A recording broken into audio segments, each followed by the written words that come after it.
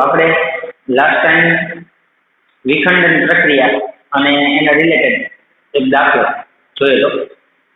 પૂર્વ ભૂમિકા પાછી બાંધો કે કોઈ પણ યુરેનિયમનું ન્યુક્લિયસ છે, એક ન્યુક્લિયસ વિખંડન થાય તો 200 મેગા ઇલેક્ટ્રોન વોલ્ટ જેટલી ઉર્જા મળે એક વિખંડન દીઠ. તો આપણી પાસે જે યુરેનિયમનો નમૂનો છે એની અંદર ધારો કે અસંખ્ય પરમાણુ છે, તો એક પરમાણુ વિખંડન થાય તો 200 મળે. તો કેટલા પરમાણુ છે એ ગોતી લેવામાં આવે. દાખલો આપણે જીવોલો પ્લુટોનિયમનો દાખલો જોયો કે 1 કિલોગ્રામ પ્લુટોનિયમમાં કેટલા પરમાણુ છે એ બધાનું વિખંડન થાય તો પરમાણુની સંખ્યા એક દીઠ 200 મળે. તો એને ગુણ્યા 200 કરો તો આખા 1 કિલોના યુરેનિયમ કે પ્લુટોનિયમ દીઠ તમને ઉર્જા મળશે. એટલે સિમ્પલ પક્કું દાખલા હતા, ખાલી ગુણાકાર જ કરવાનો. ન્યુટ્રોન જે ઉત્સર્જન થતા હતા એ બહુ ઝડપી ન્યુટ્રોન હતા. ન્યુટ્રોન પણ ગતિ ઉર્જા ધરાવતા હતા, એટલે એની પણ ગતિ ઉર્જા આવતી હતી 2 મેગા ઇલેક્ટ્રોન વોલ્ટ. બીજું સરેરાશ રીતે જે ઉત્સર્જન થતા હતા એ કેટલા હતા? તો કોકમાં 3 થાય, કોકમાં 4 થાય, કોકમાં 2 થાય. તો સરેરાશ રીતે 2.5 જેટલા ન્યુટ્રોન છે એનું ઉત્સર્જન થતું. ફર્મી નામના સાયન્ટિસ્ટે ચેન રિએક્શનની સૂચના આપી કે જે ન્યુટ્રોન તમને એક વિખંડન દીઠ મળે છે 4 ન્યુટ્રોન, એ 4 ન્યુટ્રોનને સેપરેટલી પાછા વિખંડન દ્રવ્યમાં ઘુસાડવામાં આવે તો એ આખી ચેન ઊભી થાય. એક ન્યુટ્રોન માંથી 4 ન્યુટ્રોન મળે, એ 4 ને અલગ અલગ બીજા દ્રવ્ય સાથે ઘુસાડવામાં આવે તો આખી ચેન રિએક્શન થાય અને તમને પુષ્કળ પ્રમાણમાં ઉર્જા મળે. તો એવી પ્રક્રિયા છે એને આપણે બેઝિક ડિટેલ જોઈ હતી કે એ પ્રક્રિયાને કહેવાય ન્યુક્લિયર શૃંખલા પ્રક્રિયા. હવે અત્યારે જે આપણે પાવર પ્રોડ્યુસ કરી રહ્યા છીએ એ ન્યુક્લિયર શૃંખલા પ્રક્રિયા થી પ્રોડ્યુસ કરી રહ્યા છીએ, કારણ કે હેવી અમાઉન્ટ ઓફ એનર્જી જોઈએ ઉત્પન્ન કરવા માટે. પણ લો તો એ જ કે શૃંખલા પ્રક્રિયા છે એ નિયંત્રણમાં હોવી ફરજિયાત છે, એટલે કે સમાન દરથી ઉર્જા મળે.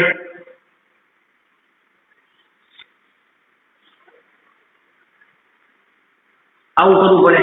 ન્યુક્લિયર શૃંખલા પ્રક્રિયા તમારે કરવી હોય તો તમારે ખાસ કાળજી રાખવાની કે પ્રક્રિયા છે એ અંડર કંટ્રોલ હોય, એટલે આખી પ્રક્રિયા છે એ નિયંત્રણમાં થવી જોઈએ અને કોન્સ્ટન્ટ રેટથી ઉર્જા મળવી જોઈએ. અધરવાઇઝ આખો ન્યુક્લિયર છે એ બ્લાસ્ટ થાય તો આજુબાજુનો ઘણો વિસ્તાર છે એ આવરી લેતો હોય છે. બરાબર. તો ન્યુક્લિયર રિએક્ટર છે એ અનિયંત્રણમાં ન હોવો જોઈએ. 1986 ની આસપાસ લગભગ યુક્રેનના ચેર્નોબિલ ખાતે જે રિએક્ટર આવેલો હતો તો એ રિએક્ટરની અંદર જે આ શૃંખલા પ્રક્રિયા થાય એ અનબેલેન્સ થઈ ગઈ, અનિયંત્રણ હેઠળ આવી ગઈ અને બહુ જબરજસ્ત ભયાનક વિસ્ફોટ થયો હતો. એ આજની તારીખે ઘણા બધાને યાદ છે. આજની તારીખે એ હિસ્ટ્રીની અંદર આવી ગયું કે આવી રીતે થયો હતો એમ. બરાબર. તો અત્યારે આપણે હંમેશા એ જ વિચારવાનું કે ન્યુક્લિયર પ્રક્રિયા છે એ નિયંત્રણ હેઠળ થાય. હવે નિયંત્રણ કરવા માટે કેટલા ફેક્ટર જવાબદાર છે? આ પ્રક્રિયાની અંદર શું શું મુશ્કેલી આવે? પહેલા મુશ્કેલી શું શું નડે, એ મુશ્કેલીને હાઉ ટુ સોલ્વ, કેવી રીતે સોલ્વ કરવી એ આપણે લઈને જોવાનું. એટલે ન્યુક્લિયર શૃંખલા પ્રક્રિયા આડે રહેલી મુશ્કેલી અને તેનું નિવારણ. બરાબર. તો પહેલા પ્રથમ તો કે વિખંડન પ્રક્રિયામાં જે ઇલેક્ટ્રોન ઉત્સર્જન થાય છે એ બહુ ઝડપી થાય છે. એટલે જે વિખંડન પ્રક્રિયામાં ઓલા ન્યુટ્રોન છે એનું ઉત્સર્જન થાય એ ન્યુટ્રોન છે એ ઝડપી ન્યુટ્રોન હોય છે. ઝડપી એટલે એની ઉર્જા છે એ 2 મેગા ઇલેક્ટ્રોન વોલ્ટ હોય છે. હવે ઝડપી ન્યુટ્રોન છે એ બહુ લાભદાયક નહીં, કારણ કે ઝડપી ન્યુટ્રોન છે ને એ અસરકારક વિખંડન કરી ન શકે. કરી શકે નહીં. એક આ વાત. જે ન્યુટ્રોન ઉત્સર્જન થાય એ બહુ ફાસ્ટ ન્યુટ્રોન છે. હવે ફાસ્ટ ન્યુટ્રોન હોય એટલે હકીકતની અંદર એ ફાસ્ટ ન્યુટ્રોનને તમે કોઈ બીજા વિખંડન દ્રવ્ય સાથે પ્રકાંડન કરો તો એ બહુ સારું વિખંડન આપે નહીં, કારણ કે વિખંડનની પ્રક્રિયા બહુ ઇફેક્ટિવ ક્યારે તો કે ઝડપી ન્યુટ્રોન ન હોવો જોઈએ. ધીમા ન્યુટ્રોનનું તમે પ્રકાંડન કરો, બહુ ધીમે ધીમે હાલતો એવો ન્યુટ્રોન છે એ કોઈ આને ભટકાય તો એ વિખંડન પ્રક્રિયા છે એ બહુ ઇફેક્ટિવ અસરકારક કહેવાય. એટલે પહેલા તો આ જ ફોલ્ટ છે કે ન્યુટ્રોન ઉત્સર્જન થાય ઝડપી. આપણે એવું કીધું કે ઉત્પન્ન થતા ન્યુટ્રોનને જ આપણે બીજા વિખંડન દ્રવ્ય તોડવા માટે ઉપયોગમાં લેવાના છે તો ઝડપી. પહેલી વખત આપણે જે બોમ્બાર્ડિંગ કર્યું હતું એ ન્યુટ્રોન ધીમો હતો, પછી જે સાઈડમાં ન્યુટ્રોન ઉત્પન્ન થયા એ બહુ ઝડપી થયા, એને હવે આપણે બીજા વિખંડન દ્રવ્ય તોડવા માટે ઉપયોગમાં લેવો હોય તો એક તો પહેલા આ પ્રોબ્લેમ નડે, ઝડપી છે એટલે અસરકારક વિખંડન આપતું નથી. બીજું, ઝડપી ન્યુટ્રોન છે એ લીકેજ થઈ જાય છે. એટલે જે ન્યુટ્રોન નીકળે છે એ લીક થઈ જાય. લીક થઈ જાય મતલબ એ ચેમ્બરમાંથી છે એ બહાર છટકી જાય, એટલે બહાર છટકી જાય છે, બહાર નીકળી જાય છે. તો આ પ્રોબ્લેમ. તો બે પ્રકારના પ્રોબ્લેમ છે કે ઝડપી ન્યુટ્રોન છે એ પહેલા તો શું થાય કે બહુ ફાસ્ટ ન્યુટ્રોન હોય તો એને રોકવા અઘરા એટલે એ લગભગ વિખંડન દ્રવ્યમાંથી છટકી જાય, એટલે વિખંડન દ્રવ્યમાંથી નીકળી જાય, આરપાર નીકળી જાય, એટલે વેસ્ટ થઈ જાય, એ કામમાં લેવાતા નથી. અને બીજું, એ અસરકારક છે વિખંડન કરી શકતા નથી. તો મારે શું કરવું પડે? તો મારે આ ઝડપી ન્યુટ્રોન જે છે એને મારે વહેલા તો એને ધીમા ન્યુટ્રોનમાં કન્વર્ટ કરવા પડે. તો ઝડપી ન્યુટ્રોનને ધીમા ન્યુટ્રોનમાં કન્વર્ટ કરવામાં આવે પહેલા. આ ન્યુટ્રોનને કહેવામાં આવે છે થર્મલ ન્યુટ્રોન. થર્મલ એટલે એનું ટેમ્પરેચર ઘટાડી દેવામાં આવે. એટલે ટેમ્પરેચર ઘટી જાય એટલે એની ગતિ ઉર્જા ઘટી જાય 3/2 કેવીટી, બરાબર. આની ઉર્જા છે લગભગ 0.04 ઇલેક્ટ્રોન વોલ્ટ થઈ જાય છે. તો 2 મેગા ઇલેક્ટ્રોન વોલ્ટમાંથી સીધી 0.04 ઇલેક્ટ્રોન વોલ્ટ ઉર્જા કરવામાં આવે. હવે ધીમા ન્યુટ્રોન થઈ જાય એટલે કે થર્મલ ન્યુટ્રોનમાં કન્વર્ટ થઈ જાય એટલે એકાદ બે મુશ્કેલીનું નિવારણ થઈ જાય. કે ધીમા ન્યુટ્રોન હોય જે ઉત્સર્જન છે ન્યુટ્રોન ઝડપી, એને ફર્સ્ટ ઓફ ઓલ ધીમા કરી દેવામાં આવે, એની પર બ્રેક લગાડી દેવામાં આવે. બ્રેક લાગી જાય એટલે શું થાય તો કે બીજા વિખંડન દ્રવ્ય તોડવા માટે એ વધુ ઇફેક્ટિવ છે અને દ્રવ્યમાંથી છટકી નથી જતા. રેડી? તો એવું થાય. અચ્છા, છટકી નથી જતા એના માટે આપણે ઉપાય છે કે લીકેજ થઈ જાય છે બહાર નીકળી જાય છે, તો એનું નિવારણ શું? તો એના નિવારણ માટે એક ન્યુટ્રોન પરાવર્તક સપાટી રાખવામાં આવે છે. ન્યુટ્રોન પરાવર્તક સપાટી યુઝ કરવામાં આવે છે જે ન્યુટ્રોનનું શોષણ કરતી નથી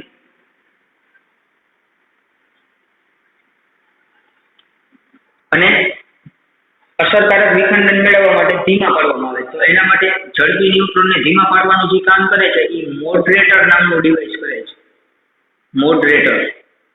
મોડરેટર તરીકે જે વાપરવામાં આવે છે એ સાદું પાણી,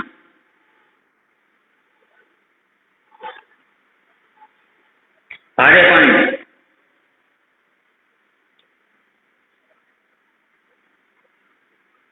ઘણી વખત ગ્રેફાઇટ અને બેરેલિયમ યુઝ કરવામાં આવે છે. તો આ એમસીક્યુમાં ખાસ આવે છે. અચ્છા, મોડરેટર શું છે, હકીકતમાં શું છે?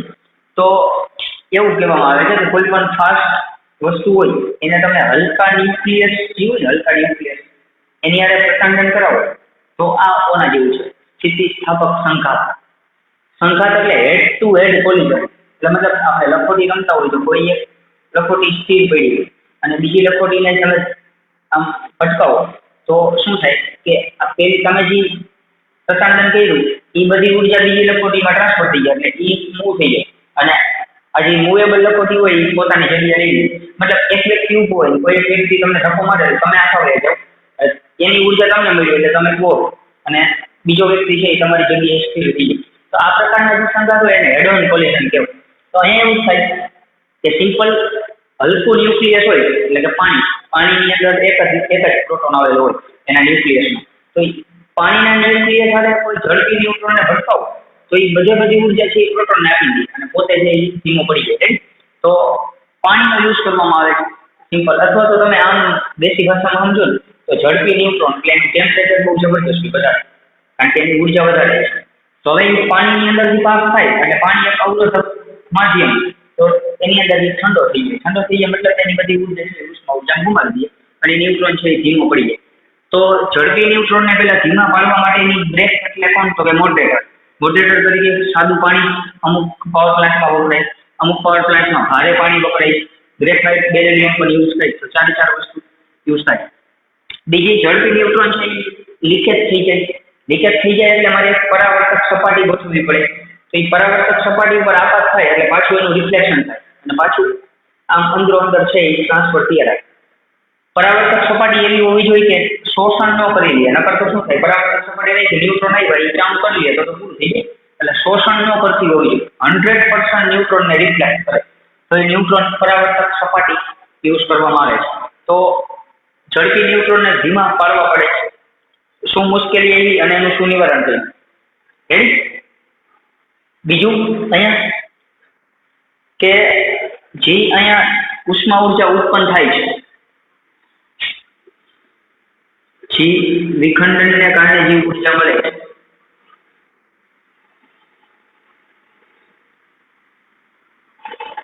એક વિખંડન દીઠ 200 મેગા ઇલેક્ટ્રોન વોલ્ટ મળે. આવા કેટલા બધા તત્વો, કેટલો બધો યુરેનિયમનો જથ્થો હોય, વિખંડન થતો હોય અને તમને જે ઉર્જા મળે છે બહુ ભયાનક મળે. એટલે જેની અંદર મટીરિયલ રાખેલું હોય એને કહેવામાં આવે છે ન્યુક્લિયર રિએક્ટર. આખો રિએક્ટર જેના સેન્ટરની અંદર આપણે વિખંડન દ્રવ્ય યુરેનિયમ રાખેલું હોય, એની અંદર રાખેલું હોય એટલે એની અંદર તમને પુષ્કળ પ્રમાણમાં ઉર્જા મળે છે. એ બહુ જબરજસ્ત ઉષ્મા ઉર્જા મળે છે તમને.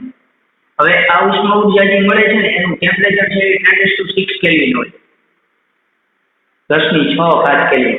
10⁶ કેલ્વિન હોય તો એની અંદર તમે કેટલી બીજી સાઈડની વસ્તુ યુઝ કરી હોય કે એમાં તમે મોડરેટર યુઝ કર્યું હોય, ન્યુટ્રોન પરાવર્તક સપાટી યુઝ કરી હોય, એની અંદર વિખંડન દ્રવ્ય હોય, બીજી જે ત્રણ વસ્તુ એની અંદર આવેલી હોય, તો આ બધી વસ્તુ છે એ ન્યુક્લિયર રિએક્ટરની અંદર આવેલી હોય.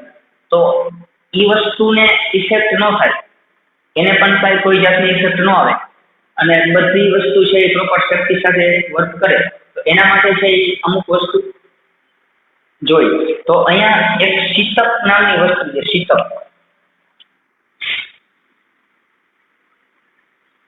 તો શીતક નામની વસ્તુ જે છે એ તમે વિખંડન દ્રવ્ય, પછી આ પરાવર્તક સપાટી અને મોડરેટર, તો આ ત્રણ વસ્તુને ઠંડી રાખી શકો, મતલબ સેફ રાખી શકો શીતકની મદદ. અચ્છા, શીતક એટલે શું? તો શીતક એટલે એક પ્રકારનું ઠંડુ પાણી આમ જોવા જઈએ, જે નળીની અંદરથી પસાર કરવામાં આવે છે. એટલે શું થાય કે રિએક્ટરની અંદર જે ઉષ્મા ઉર્જા તમને મળે એ 10⁶ કેલ્વિન જેટલું ટેમ્પરેચર ભઠ્ઠીનું પહોંચી જતું હોય તો એને કારણે એ ભઠ્ઠીની અંદર બીજા બધા ઇન્સ્ટ્રુમેન્ટ આપણે યુઝ કરેલા હોય, ધારો કે મોડરેટર છે, પરાવર્તક સપાટી છે, વિખંડન દ્રવ્ય, તો એ બળી ન જાય, એને સેફ્ટી રહે, મતલબ એ પ્રોપર જળવાઈ રહે. તો એના માટેની બધી સેફ્ટી અરેન્જમેન્ટ કરવામાં આવે.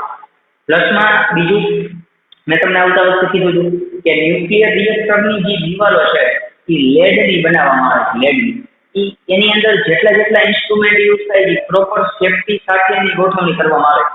કારણ કે ભયાનક ઉષ્મા ઉર્જા ઉત્પન્ન થાય તો એને કારણે એની અંદરના જે ડિવાઇસ હોય એને કોઈ નુકસાન ન થાય એના માટે બહુ પ્રોપરલી સેફ્ટી જાળવી રાખવામાં આવે. એટલે એની અંદરની જે એરેન્જમેન્ટ હોય એટલી જબરદસ્ત સેફ્ટી વાળી હોય કે કોઈ પણ ઇન્ડિવિજ્યુઅલી કોઈ ડિવાઇસ આપણે યુઝ કર્યું હોય તો કોઈ મટીરિયલ યુઝ કરતા હોય તો એને નુકસાન ન થાય. પ્લસમાં એની દિવાલ જે છે એ લેડ ધાતુની બનાવવામાં આવે છે, કારણ કે કદાચ રેડિયેશન લીક થાય આવું બધું તો એ બહાર ન જાય એટલે આપણે નુકસાન ન કરે. એટલે લેડ ધાતુ એવી એ મેજોરિટી બધા વિકિરણો ગામા કિરણને છે એ પોતે શોષી લે, એટલે બહાર છે એ નુકસાન ન થાય આપણે. એટલે દિવાલે પણ એની સેફ્ટી વાળી બનાવવામાં આવે.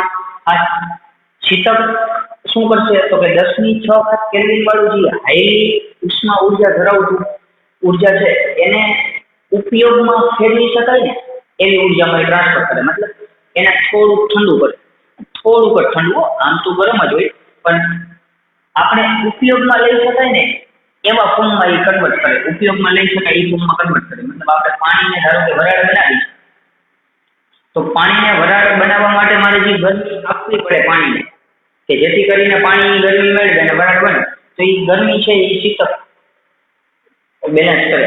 એટલે જે હાઈલી ઉષ્મા ઉર્જા જે છે એને થોડી ટેમ્પરેચર ડાઉન કરી અને ઉપયોગમાં લઈ શકાય આ એનર્જી ઉપયોગમાં લઈ શકાય એવી એનર્જીમાં છે શીતક કન્વર્ટ કરે.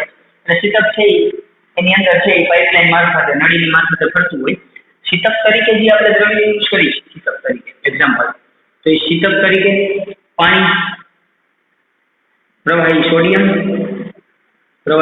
ધાતુ અને વાયુ કોઈ પણ, તો એ તમે નળીની મારફતે ત્રણ વસ્તુ યુઝ કરી શકો જે આ બધાને ટેમ્પરેચરથી રક્ષણ આપે, પ્લસમાં ઉપયોગમાં લઈ શકાય એવી એનર્જીમાં છે ઉષ્મા ઉર્જામાં કન્વર્ટ કરે અને પછી પાવર જનરેશન માટે ઉપયોગમાં આવે.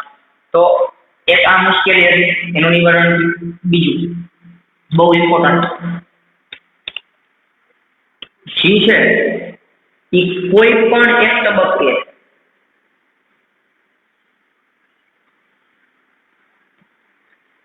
આપાત ઉત્સર્જન થતા ઉત્સર્જિત ન્યુટ્રોનની સંખ્યા એને આપણે એમ કહીએ, અને એ જ તબક્કે આપાત થતા આપાત ન્યુટ્રોનની સંખ્યા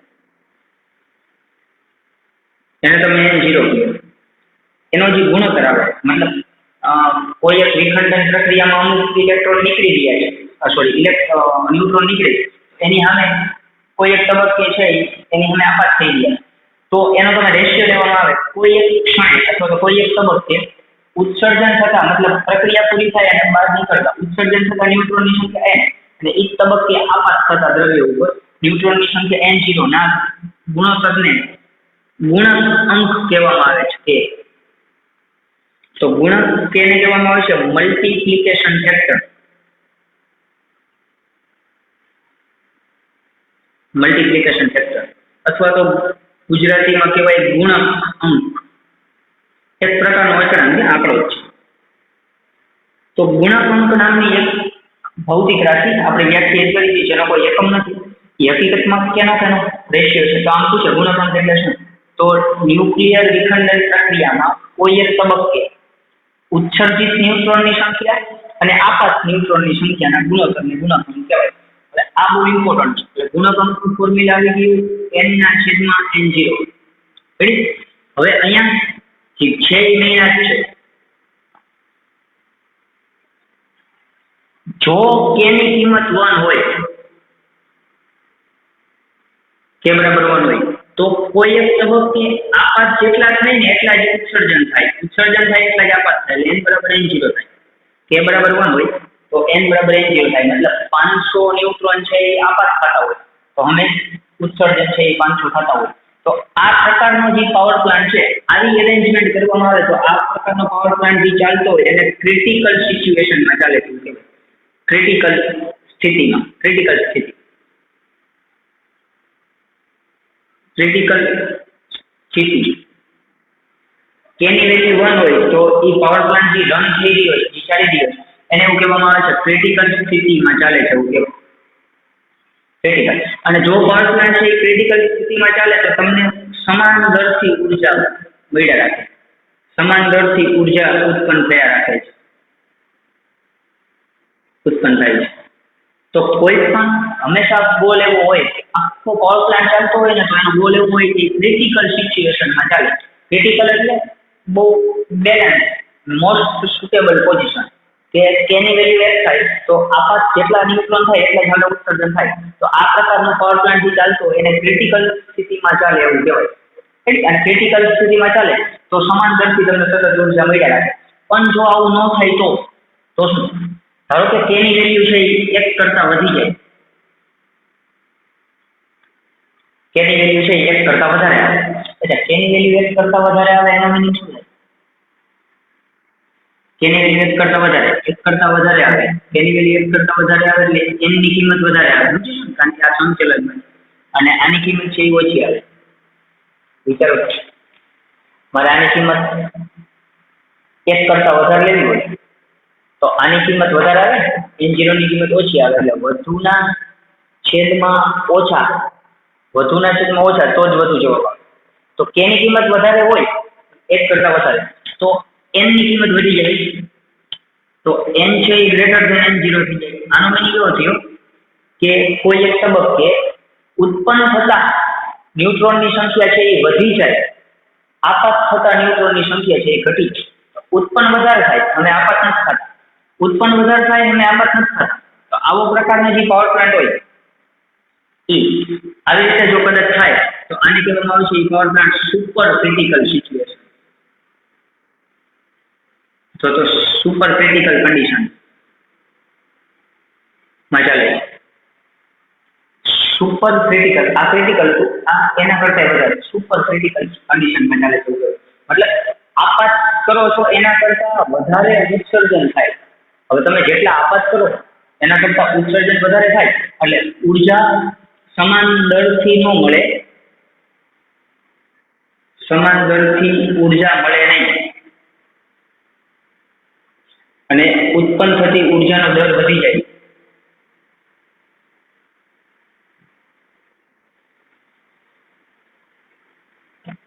ઉત્પન્ન થતી ઉર્જાનો દર વધી જાય. ઉર્જા કેમ વધી? તો આપાત જેટલા કરો છો એના કરતા ઉત્સર્જન વધારે થાય.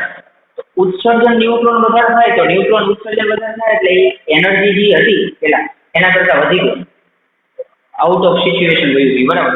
તો ઉર્જા જે સમાન દરથી ઉત્પન્ન થતી હતી એના કરતા એ વધારે દરથી ઉર્જા ઉત્પન્ન થવા મળશે. એટલે પહેલા જે દરથી ઉર્જા ઉત્પન્ન થતી હતી એના કરતા એક જ અચાનક છે જો આવું થાય તો એ વધારે દરથી ઉર્જા છે એ ઉત્પન્ન થવા માંડે. અને જો કદાચ કેની વેલ્યુ છે એક કરતા ઓછી આવે, કેની વેલ્યુ એક કરતા ઓછી આવે તો આ ઓછી તો જ આવે, આ ઓછું આવે, આ વધુ આવે. તો n0 ગ્રેટર ધેન n0 અથવા તો આપણે આવું લખીએ n લેસ ધેન n0. તો આનો મીનિંગ એવો થાય કે ઉત્સર્જન થતા ન્યુટ્રોનની સંખ્યા છે એ આપાત કરતા ઓછી છે. તમે આપાત વધારે કરી રહ્યા છો એની સામે ઉત્સર્જન ઓછા થાય તો ઉર્જા જે છે એ ઘટી જશે, ઉર્જાનો દર ઘટશે. તો આજે સિચ્યુએશનમાં પાવર પ્લાન્ટ ચાલે છે એને કહેવાય સબ ક્રિટિકલ કન્ડિશન. અને આમાં ઉત્પન્ન થતી ઉર્જા દર છે એ ઘટી જાય છે. ઉર્જા દર છે એ સતત ઘટી, મતલબ જે રેટથી ઉર્જા ઉત્પન્ન થતી હતી એ સીધો બ્રેક લાગી જાય. તો આ બે કેસ એવા છે કે આમાં અચાનક ઉર્જા વધી જાય અથવા તો આમાં અચાનક ઉર્જા ઘટી જાય. તો આ જે બે કેસ છે એ કેસમાં જે પાવર પ્લાન્ટ ચાલે છે એને કહેવાય અનિયંત્રણમાં થઈ ગયો પાવર પ્લાન્ટ. તો અનિયંત્રણમાં પાવર પ્લાન્ટ થાય તો મેં તમને કીધું કે બ્લાસ્ટ થવાના ચાન્સીસ છે એ બહુ વધી જતા હોય. એટલા માટે ખાસ કરીને આ વસ્તુનું કંઈક સોલ્યુશન કરવામાં આવે છે. આ બરાબર છે, હંમેશા આમ ચાલવું છે. તો એના માટે જે એનું નિવારણ જે છે નિવારણ એની અંદર એક નિયંત્રણ સળિયા યુઝ કરવામાં આવે છે. નિયંત્રણ સળિયા તરીકે બોરોન અને કેડમિયમના સળિયા, કેડમિયમ. તો બોરોન અને કેડમિયમના સળિયા છે એની અંદર ગોઠવવામાં આવે છે સળિયા. એ સળિયા છે એ સ્વનિયંત્રણ હોય, મતલબ આખું રોબોટિક સિસ્ટમથી ઓટોમેટિક છે એ સેન્સર મુજબ એની કેલ્ક્યુલેશન થતી હોય અને સળિયા છે એ ઓટો કંટ્રોલ હોય. એની રીતે છે એ જાતે અંદર બહાર થાય. સળિયા છે એ અંદર અને બહાર થઈ અને છે એ આ વસ્તુનું કંટ્રોલિંગ કરે. એટલે શું થાય? જો ધારો કે વધી ગયો એટલે ઉત્સર્જન થતા ન્યુટ્રોનની સંખ્યા વધી ગઈ. આ સળિયા છે ને એ સળિયા શું કરશે? ન્યુટ્રોનનું શોષણ કરશે. એટલે જે નિયંત્રણ સળિયા છે ને એ ન્યુટ્રોનની સંખ્યાને નિયંત્રણમાં રાખશે. મતલબ જરૂર પડે તો ન્યુટ્રોનનું શોષણ કરી લે અને જરૂર પડે તો વધારે ન્યુટ્રોનને પાસ થવા દે. તો એના માટે જે સળિયા છે એ અંદર બહાર થતા હોય. બરાબર. આખી ન્યુક્લિયર રિએક્ટર હોય એની અંદર જે જગ્યા હોય એની અંદર અંદર બહાર સળિયા થયા રાખે અને એનો રેટ છે એડજસ્ટ થઈ રહે. કેવી રીતે થાય આપણે સમજીએ. ધારો કે કે બરાબર એક છે, એક કરતા વધી જાય. એક કરતા વધી જાય એટલે શું થાય? ઉત્સર્જિત ન્યુટ્રોનની સંખ્યા વધે, આપાત કરતા ઉત્સર્જિત વધી જાય. હવે વધી જાય એટલે ઉર્જા વધી જાય.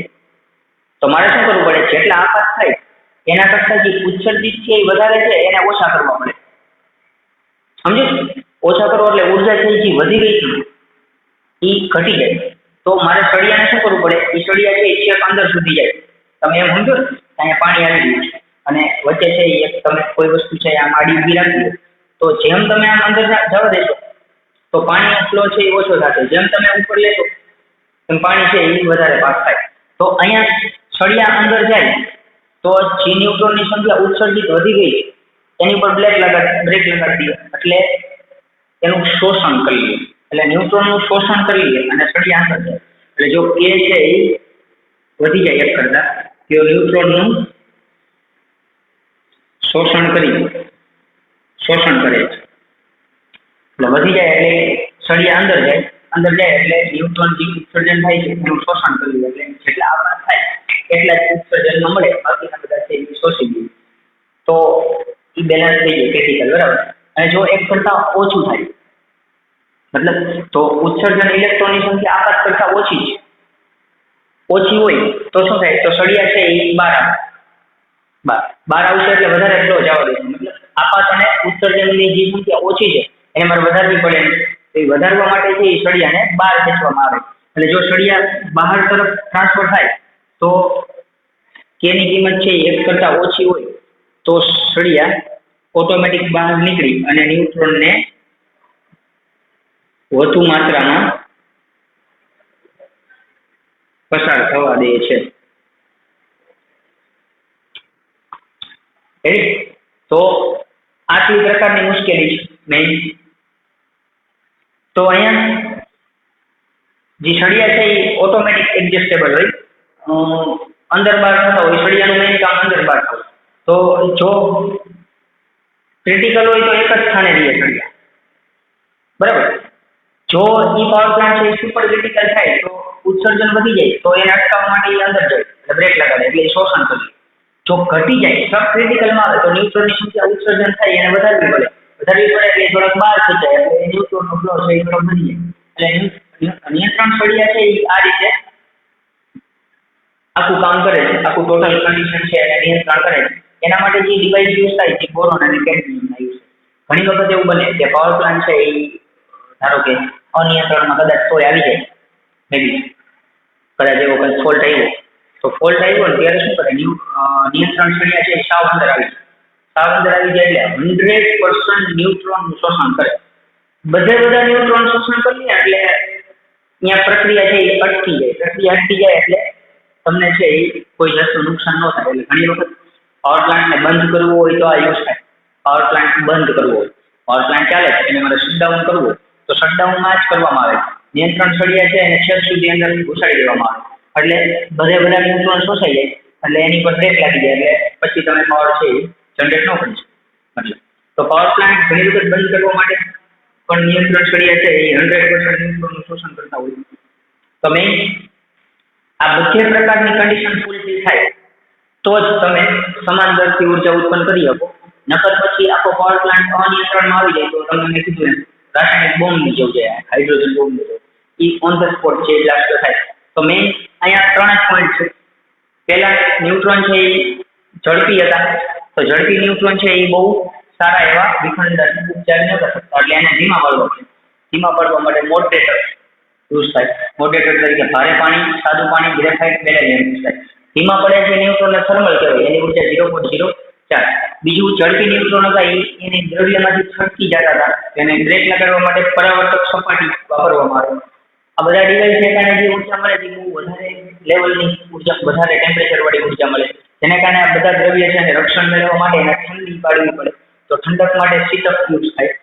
અને શીતકનું બીજું કામ તમને જરૂર છે એટલી ઉર્જા તમને કન્વર્ટ કરે એટલે આ બહુ અતિ હાઈ ઉર્જા એને જરૂરિયાત પ્રમાણે પૂરી પાડવી ઉર્જા એનું કામ શીતકનું. એટલે શીતક અમુક માત્રામાં ઉર્જા શોષી અને નળીની અંદર પડતું હોય અને તમારી જરૂરિયાત પ્રમાણે ઉષ્મા ઉર્જા તમને આપશે.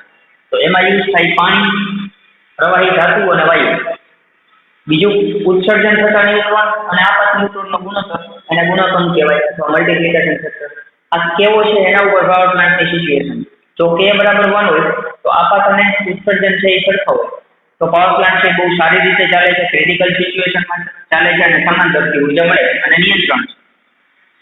જો K વધી જાય તો ઉત્સર્જન વધી જાય, ન્યુટ્રોન તો એ સુપર ક્રિટિકલમાં વહી જાય તો ઉર્જાની બહુ જબરજસ્ત રેટથી મળે તો એ અનિયંત્રણમાં આવી જાય. એના માટે નિયંત્રણ સળિયા એ અંદર તરફ જાય અને ન્યુટ્રોનનું શોષણ કરે.